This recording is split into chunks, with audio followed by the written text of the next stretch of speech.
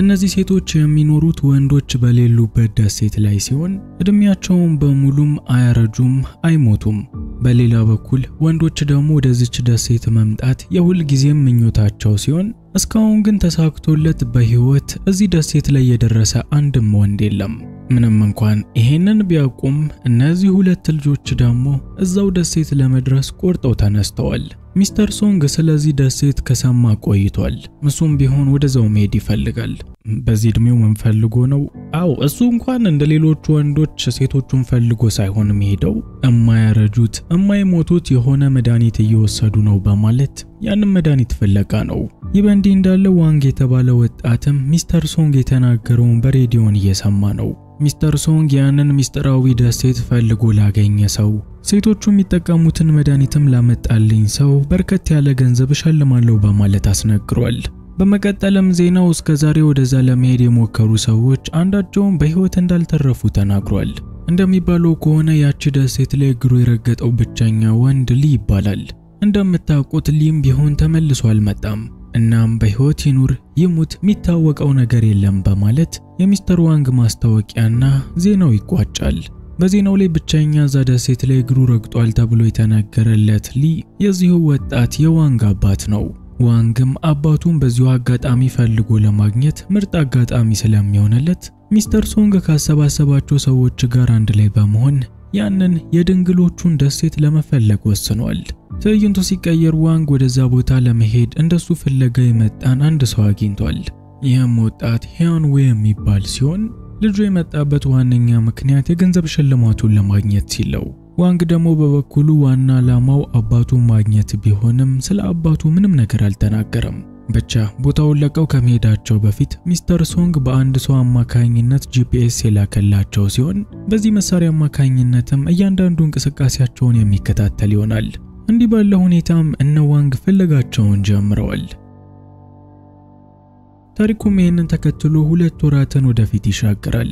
አሁን ላይ እነ ዋንግ ፍለጋቸውን የቀጠሉበት ሲሆን እንደመጀመሪያው ግን ደስተኛ አይደሉም። ደስታቸውን ያጡበት ዋነኛ ምክንያት የመጀመሪያው ምግብ ማለቁ ነው። ከዚህ በኋላ አንድ ደሴት አግኝተው በዛ ማያርፉ ከሆነ በረሃብ ምክንያት እዚሁ ባህር ላይ መሞታቸው ነው። ሌላኛውና አሳሳቢው ጉዳይ ደግሞ ጂፒኤሳቸው ተበላሽቷል። እናም የት እንዳሉ ወዴትም መሄድ እንዳለባቸው ምንም ያውቁት ነገር የለም። ዋንግም በዚህ ተስፋ ቆርጦ ተኝቶ በነበረ ሰዓት አንዲት ወፍ በላዩ ላይ ኩሷን ተጠልበታለች። ዋንግም ተነስቶ ፊቱ ላይ ያለውን በሚመለከትና ወፎች በአካባቢው ላይ መኖራቸውን በሚያረጋግጥ ሰዓት በእርግጠኝነት አቅራቢያቸው ላይ ደሴት እንዳለ ምልክት ሆኖታል። እናም የርቀት መመልከቻውን በመጠቀም አካባቢውን በሚቃኝ ሰዓት እውነትም ከፊት ለፊታቸው አንድ ደሴት ይገኛል። አሁን ላይ ግን በሚያሳዝን ሁኔታ ጀልባቸውን ይዘው ወደዛ ደሴት መሄድ አይችሉም። ለዚህ ደግሞ ዋነኛ ምክንያቱ ቦታው ላይ ያለው ማዕበል ሲሆን ወደዛ የመሄድ ፍላጎት ካላቸው ብቸኛው አማራጭ እየዋኙ መሄድ ነው። ዋንግና ሂያንም እዚህ ጀልባ ላይ ከመሞት እድላችንን መሞከር አይከፋም በማለት ወደ ውሃ ውስጥ ዘለው ገብተዋል። ከዛም ማዕበሉ እያማታ የአንዲት ደሴት ዳርቻ ላይ ያመጣቸው ሲሆን አሁን የሚገኙበትን ቦታ የሚወራለት የድንግሎቹ ደሴት ነው። ትዕይንቱ ሲቀየር ሴቶቹ ወንዶቹን ከበዋቸው ይገኛል። በጊዜውም ሂያን ገና ከመምጣቱ ለመግባባት ብሎም ለመነካካት ሞክሮ ስለነበር በሱ ምክንያት ሁለቱም የእንጨት እስር ቤት ገብተዋል። በሌላ በኩል ሴቶቹን የምትመራቸው ፔትሪያክ የተባለች ሴት ነች። ፔትሪያክም ወደ እነሱ ጋር በመምጣት ላለፉት 500 ዓመታት ወደ ደሴታችን የመጡት በጣት የሚቆጠሩ ሰዎች ናቸው፣ እናንተ እንዴት ልታገኙ ቻላችሁ በማለት በመጠየቅ ሰዓት ሂያን ላለፉት 500 ዓመታት እነዚህ ሰዎች አለመሞታቸው አለማርጀታቸው አስገርሞት እውነትም ከተማ ላይ የሚወራው ነገር ሁሉ እውነት መሆኑን አምኗል። ለዚህም ሚስጥሩ ምን እንደሆነ ፔትሪያክም ቢጠይቃትም አንዳቸውም ምላሽ ሳይሰጧቸው እዛው ተተዋቸው ሄደዋል።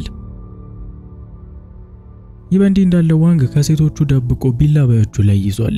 ይህንንም በመጠቀም ታስረው ከነበሩበት ፈተው መውጣት የቻሉ ሲሆን በቦታው ላይ በአንድ አይነት አቅጣጫ ከመሄድ ለመለያየትም ወስነዋል። በዚህ መሰረት ሂያን ጫካውን እየሄደ ነበረ። በጉዞው ምንም እድል ሳይቀናው ቀርቶ ሴቶቹ ባስቀመጡት ወጥመድ የተያዘ ሲሆን ወጥመድ ውስጥ ለገባው ሰውም ታስበው የተቀመጡ የኮክናት ፍሬዎች አናቱን ደብድበውታል። ይበንዲ እንዳለ በከፈፈሉ ወቅት ዋንግ የደረሰው ወደ ሴቶቹ መኖሪያ መሄድ ነበረ። በመኖሪያቸውም ሙያን የተባለች ሴት ሙን ከተባለች ታናሽ እህቷ ጋር የምትገኝ ሲሆን ዋንግ ተደብቆ በሚገኝበት ክፍል ውስጥም እሱ መኖሩን ሳታቀርታ ሙሉ ልብሷን አውልቃለች። የሴቲቱ ዓላማም ሰውነቷን መታጠብ ነበረ። በሌላ በኩል ዋንግ ከዚህ የመውጣት ፍላጎት ስላለው ቀስ ብሎ ለማምለጥ እየሞከረ ነበረ። ይሁንና ትንሿ ሙን አይተዋለች። እሱም ልጅቷ እንደ ከተማ ልጅ መስለው በከረሜላ ታሏት ለመውጣት በሚሞክር ሰዓት ልጅቷ ጩኸቷን አቅልጣው ሁሉም ሴቶች ካሉበት እንዲመጡ አድርጋለች። ዋንግም ነፍሱን ለማትረፍ ተሯሩጦ በእሳት ሴቶቹን ሲያስፈራራቸው ቢቆይም በመጨረሻ ግን ተይዞ ፔትሪያክ ጋር መቅረቡ አልቀረም። በነ ፔትሪያክ እምነት አጥፍቶ የታሰረ ሰው ከእስር ቤት ማምለጡ በራሱ ትልቅ ኃጢአት ነው። ከዛ በላይ ደግሞ የጎሳውን አባላቶች በእሳት ሲያስፈራራ ነበረ። ይሄም ከመግደል ሙከራ ስለማይተናነስ አሁን ላይ የሞት ፍርድ ተፈርዶበታል። ይህ በእንዲህ እንዳለ በወጥመድ ሲሰቃይ የነበረው ሂያንም ጓደኛውን ለማትረፍ ኮራ ጀነን ብሎ መጥቷል።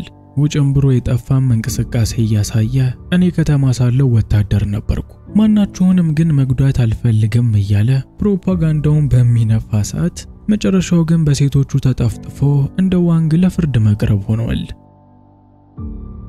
ምንም እንኳን ሁለቱ ወንዶች ነገሩን ቀለል ቢያደርጉትም በነ ፔትሪያክ እምነት በወንድ ልጅ ራቁታቸውን መታየት ማለት ትልቅ ውርደት ነው። እናም የሚጠብቃቸው ቅጣት ሞት እንደሆነ በተደጋጋሚ በመተናገር ሰዓት ሂያን እሱ ዕድለቢስ በመሆኑ ምክንያት ያቺ ልጅ ስትታጠብ እዛ ክፍል ውስጥ እንዳልነበር ይናገራል። እናም ቢያንስ ባላየሁት አልቀጣ በማለት የሞት ቅጣቱ ከሱ ላይ እንዲነሳለት ጠይቋል። ይህ በእንዲህ እንዳለ ፔትሪያክ እነዚህ ሁለቱ ወንዶች ለምን እዚህ እንደመጡ ማወቅ ፈልጋለች። የዚህን ሰዓትም ዋንግ ከ10 ዓመታት በፊት ወደዚህ የመጣው አባቱ ሊን ፍለጋ እንደመጣ ይናገራል። ፔትሪያክም በሚገባ ሊን ታስታውሰዋለች። አሁን ላይ ግን እሷም የት እንዳለ አታውቅም።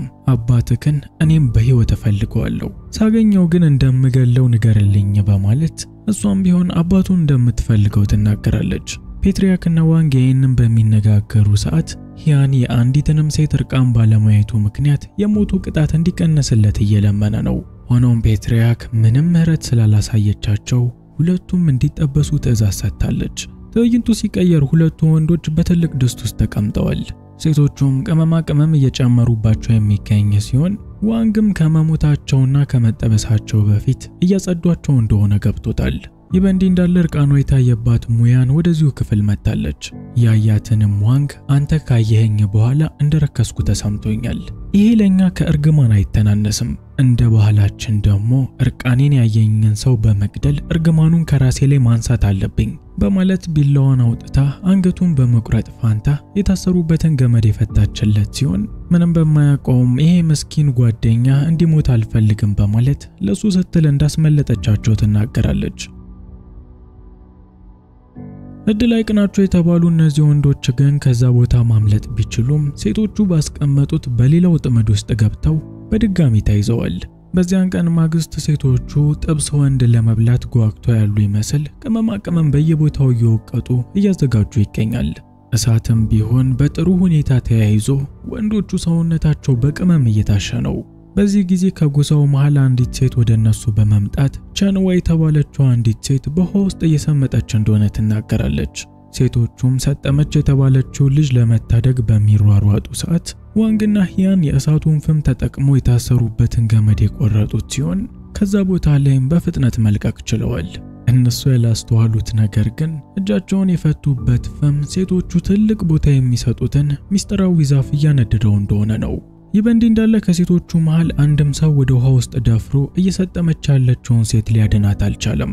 እነ ዋንግም ዝም ብለው ይሄንን እያዩ በማምለጥ ፋንታ ይችን ሴት እንታደጋት በማለት ወደ ውሃው ሄዱ ሲሆን ቸንዋንም መታደግ ችለዋል። ከውሃውም አውጥተው ራሷን ስታ የነበረችውን የጎሳዋን አባል ቸንዋን ወደ ነበረችበት ጤናማ ሁኔታ መልሰዋታል። ትዕይንቱ ሲቀየር እነዚህ ወንዶች በፔትሪያክ ፊት ቁጭ ብለዋል። ከፔትሪያክ ውጪ ሁሉም ሴቶች ምህረት እንዲደረግላቸው ስለለመኑ ፔትሪያክም ለነሱ ምህረት ልታደርግላቸው ነው። እንዲያውም ከውሃ ውስጥ ከሞት የተረፈችው ቸንዋ ለሂያን አዲስ ስሜት እንደሚሰማትም ሳትፈራ ተናግራለች። ለአባላቶቿም ትልቅ ክብር የምትሰጠው ፔትሪያክ ለወንዶቹ ምህረት ልታደርግላቸው ነበረ። ግን ችግርም ማያጣቸው ወንዶች ቅድም ተታውት የነበረው ፍም ሙሉ ዛፉን አንዶ ጨርሶታል። ይህም ከምንም በላይ ዋጋ የሚሰጠውን ትልቅ ነገር ያሳጣትን ፔትሪያክን ያለምንም ምህረት አሁኑኑ አንገታቸውን እንዲቀላ ትዕዛዝ እንድትሰጥ አድርጓታል። ሆኖም አባላቶቹ በዚህ ሐሳብ አልተስማሙም። ለወንዶቹም የመጨረሻ ዕድል የለመኑላቸው ሲሆን ፔትሪያክን በሚቀጥሉት 3 ወራቶች ውስጥ ይሄንን ዛፍ ወደ ነበረበት እንዲመልሱት ካልሆነ ግን ያኔ መገደላቸው እንደማይቀር ተናግራለች። ከዚያም በኋላ ዋንግ ያቃጠሉትን ዛፍ እንደ አዲስ ነፍስ እንዲዘራ እየሰሩ ይገኛሉ። ቀናቶች በገፉ ቁጥር ከሴቶቹ ጋር ያላቸው ቅርርብ እየጨመረ ሲሆን ለሴቶቹም ማሳ እንዴት እንደሚያጠምዱና አንዳንድ ነገሮችን እያስተማሯቸው ነው። ይህ በእንዲህ እንዳለ ድንቡሽቡሿ ቸንዋ ሂያንን ወደዋለች። እሱ ግን የሷን ያህል ቦታ ሊሰጣት አልቻለም። አንድ ቀን ላይ ዋንግ ጂፒኤሱ አልሰራ ብሎት ለማስተካከል እየሞከረ ነበር። የዚህን ጊዜም እርቃኗን ካያት ሙዋን ጎን እባብ ተመልክቶ እንዳትነደፍ ሲል ይዟት የወደቀ ሲሆን ሙዋን ግን ይሄንን ለምን እንዳደረገ በመጠይቀውና ከእባቡ ሊያድናት እንደሆነ በሚነግራት ሰዓት እባቡ ለሷ የቤት እንስሳዋ ወዳጇ እንደሆነ ትነግረዋለች። ይሄ ነገር ቀን ያለው ይመስለኛል። እናንተ እስቲ ሐሳባችሁን ኮሜንት ላይ አስቀምጡልኝ። ከብዙ ሳምንታት ልፋት በኋላ በመጨረሻ ያቃጠሉት ዛፍ እንደ አዲስ ነፍስ ዘርቷል። ሙሉ ጎሳውም የዛን ቀን ምሽት በዚህ ደስታ እያከበረ የሚገኝ ሲሆን ዋንግም ከርቀት ሆኖ ሙያንን በአይኑ እየተከታተላት ነው። ሁለቱም ይፈላለጋሉ፣ ግን ቀድሞ ሄዶ ማን እንደሚጠይቅ ስላላወቁ ለረጅም ሰዓት እንዲሁ ዝም ብሎ በአይን ሲነጋገሩ ነበር። በመጨረሻም ፍርሃታቸውን ሰብረው ማውራት የጀመሩ ሲሆን ስለዚህ ጎሳ መሰራረትም እየነገረችው ይገኛል። ይህ ጎሳ ከረጅም ጊዜ ዊች በመባል ይጠራ ነበር። የዊች ጎሳም ብዙ እንስሳቶች የነበሩበት እጅግ በጣም ብዙ ሰዎች የሚኖሩበት ነበር። ሴቶቹ እንዳያረጁና ረጅም ዕድሜ እንዲኖሩ የሚያደርጋቸውን ፍሬ በዛም ጊዜ ነበር። ያ ፍሬ የሚመጣው ዋንግ ካቃጠሉት ዛፍ ላይ ነው። እንዳለመታደል ሆኖ ግን በጊዜው የነበሩት የዊች አባላቶች ጠላት የመጣባቸው ሲሆን አብዛኛዎቹም ተገለዋል። እናም በመጨረሻ የተረፉት አንድ ቤተሰቦች ለትንሽ ልጃቸው የዚህን ዛፍ ፍሬ ሰጥተው ከዚህ ርቃ እንድትጠፋ አድርገዋታል። ያቺ ልጅም ቤተሰቦቿ ሲገደሉ በአይኗ ስላየች ከዛ ቦታ በጣም ብዙ ርቃ ሄዳ ነበር። እናም የባህሩ ማዕበል እያማታ ከአንዲት ደሴት ላይ በሚጥላት ሰዓት ቤተሰቦቿ የሰጧትንም ፍሬ በዛው ቦታ ላይ ተክላ እጅግ በጣም ብዙ ዛፎችን አሳደገች። ከዛም ሴቶች ተራ በተራ ወደዚህ እየመጡ ከሷ ጋር መኖር የጀመሩ ሲሆን ይሄ ድንግሎች ምድር በቀድሞ ደግሞ ዊች አይላንድ በመባል የሚታወቀውን ቦታ መስርተዋል። በእርግጠኝነት ያቺ ሴት እኔ እንደሆንኩ ልታስብ ትችላለህ። ያቺ ቤተሰቦቿ ሲገደሉ በአይኗ ያየችውና ይሄንን ቦታ የመሰረተችው ግን ፔትሪያክ ነች። የመጨረሻዋ የዊች ጎሳ አባልና ይሄንንም የመሰረተችው እሷ ነች በማለት በዚህ ቦታ ላይ ያለውን ታሪክ በሙሉ ነግረዋለች። ከዚያም በማግስቱ ሙያን ዋንግን ይዛው አባቱን ለመጨረሻ ጊዜ ያየችበት ቦታ መጣለች። በቦታው ላይ ዋንግ የአባቱን ማስታወሻ ያገኘ ሲሆን ማስታወሻውንም በሚያነብ ሰዓት ስለነዚህ ሰዎች በጣም ብዙ ነገር መጻፉን ይመለከታል። እነዚህን የያዛቸውን መረጃዎችን በመያዝ ወደ ሌላኛው ዓለም ለመመለስ ነበር እቅዱ። ግን የነዚህ ሰዎች ደግነት፣ ለሌላ ሰው ያላቸው አቀባበልና ንጹህነታቸው ይሄንን እንዳያደርግ አድርጎታል። ሌላኛው ዓለም ይሄንን ካወቀ እነዚህን ሰዎች ያጠፋቸዋል። እንደ ሚስተር ሶንግ ላሉ ስግብግቦች ለሞሉበት ዓለም የዚህን ደሴት ሚስጥር አሳልፌ አልሰጥም በማለት እዚሁ ራሱን እንዳጠፋ ተናግሯል። ዋንግም ቢሆን ይሄንን ካነበበ በኋላ የአባቱ መስዋዕትነት ከንቱ እንዳይቀር ሚስተር ሶንግ የሰጠውን ጂፒኤስ ከሂዋን ጋር ይሰባብረዋል። በሚያሳዝን ሁኔታ ግን ጂፒኤሱን ድብድብ አድርገው ቢሰባብሩትም አሁንም ድረስ መስራቱን ሊያቆም አልቻለም። እንዲያውም ሲሰብሩት ለሚስተር ዋንግ ምልክት ሰጥቶታል። ዋንግም ይሄንን ለፔትሪያክ በመንገር ከዚህ ቦታ ላይ ማምለጥ እንዳለባቸው በሚጨቀጨቃቸው ሰዓት ፔትሪያክ በፍጹም እንደማይሆንና በምላሹም ሌላ ብልሃት እንደሚጠቀሙ ትናገራለች። ይህ በእንዲህ እንዳለ ሚስተር ሶንግ ቦታውን አግኝቶት የኔ የሚላቸውን ሰዎች ወደዛ ልኳል። ወንዶቹም ልክ ወደ ውስጥ በሚገቡ ሰዓት ቆንጆ ሴቶቹን ያገኙ ሲሆን ሴቶቹም ቀድሞውኑ ተዘጋጅተው ስለነበር ወንዶቹን በማስከር ዓላማቸውን እንዲስቱና የተባሉትን በማረክ ፋንታ አርፈው እንዲተኙ አድርጓቸዋል። ሚስተር ሶንግም ቢሆን ወንዶቹ ወደ ውስጥ ገብተው በሚቆዩ ሰዓት ራሱ ከተቀሩት ሰዎች ጋር የመጣ ሲሆን ዋንግና ሂያንም እየተንቀለቀሉ መጥተው ነገሩን ሊያስረዱት በሚሞክሩ ሰዓት እነሱን ጨምሮ ሁሉም ሴቶች እንዲታሰሩ ትዕዛዝ ሰጥቷል። በመቀጠልም ሚስተር ሶንግ ፔትሪያክን የዘላለማዊነቱን መድኃኒት የት እንዳለ ማስነግረው ከሆነ ከትንሿ ሙን ጀምሮ ሁሉንም እንደሚገላቸው ዝቷል። ይህንን የሰማችው ፔትሪያክ ደግሞ እንደዛ እንዲሆን ስላልፈለገች ቦታውን ለማሳየት እየወሰደቻቸው ነው።